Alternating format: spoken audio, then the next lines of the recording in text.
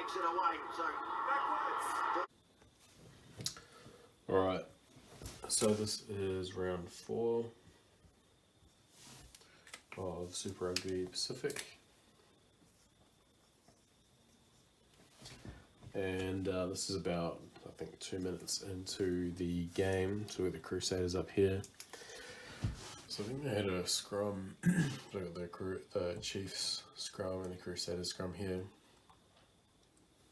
And they're on the left-hand side of the field, so we've got the outline out here. So basically they run this play. I'm not sure exactly who got the ball, but basically we've got ball comes out, feeds this man here, and then I think, I can't remember exactly, but I think he had the option of this runner or this runner basically.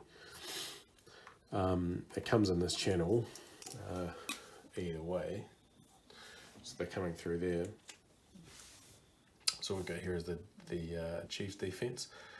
So basically they've got a really tight 3 in there, so they're, I guess, trying to send a message that yeah, basically there's nothing coming through here, whereas, you know, typically they might have them kind of spread a little bit more evenly. They've basically said we're just going to make sure we look after this channel because we feel like that's a place you're going to attack. Come in here and, yeah, effectively these guys close that option off pretty quick. In particular, I think this is the outside centre is keeping quite tight in there, so that's, yeah, effectively what happens in that that particular strike with that particular phase, which is important as we look to what happens next. It's almost routine at the moment in Super Rugby. Hall again, nice flat ball. Havili, a short pass away to Feild and Nuku looking. Okay, so now we have, yeah, effectively the same scenario. So I think this happens about 15 minutes into the game, where same again. So Crusaders have got the attacking scrum and they set up the same shape. I think the really interesting thing about this is that they put, so they kind of make it quite clear that David Havili is kind of in that space where he's the first ball receiver. So I guess they're trying to, you know, I guess bait these guys a little bit. So Havili comes through here. I think we had this player, I can't remember which side, but I think it goes to the outside play. Anyway, same kind of thing. They're focusing on that same channel. They just want to eat these guys up, and actually these guys think that they're doing a pretty good job with it because they've caught it twice now. I think they actually caught it 3 times.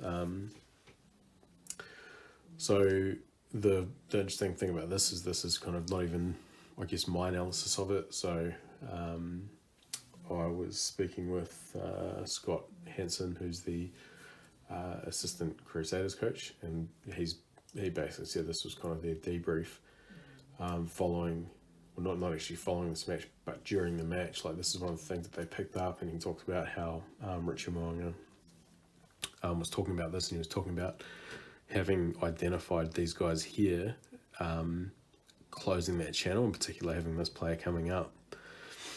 So actually, you reflect back on that first play that we had, which was the same thing, which they picked up on it pretty quickly, and from by all accounts it was Richie that actually picked up on it.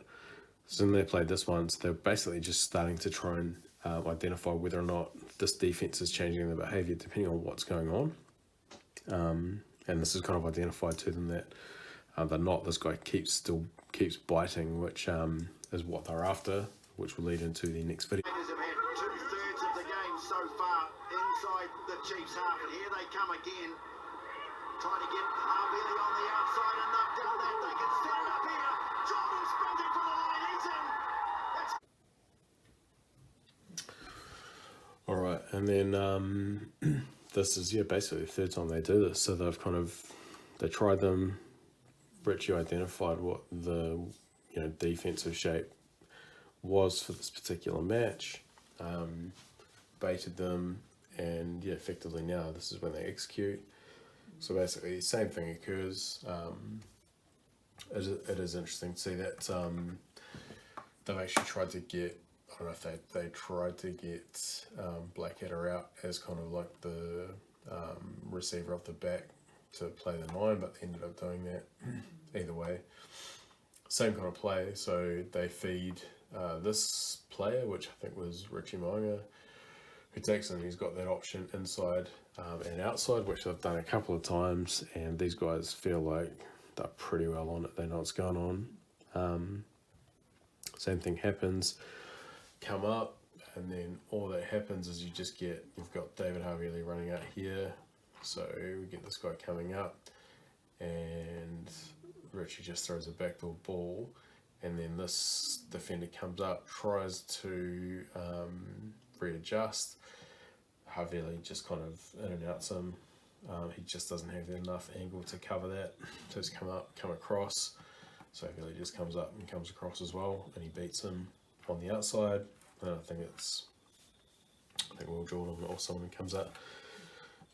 Basically kind of they've overcome that that defensive structure which was put in place to kind of counter, I guess, the natural game of the Crusaders by reading it once, reading it twice, and then coming up with a solution to work around. So extremely impressive that that the Crusaders could pick up on that during the game quite quickly, and very quickly also put in a remedy for that to counter it, which is very, very impressive real-time decision making from the Crusaders and from Richie Moúnga, which, as I say, that's not in my analysis. That was one that came straight from the horse's mouth from the Crusaders camp on what they did during that game.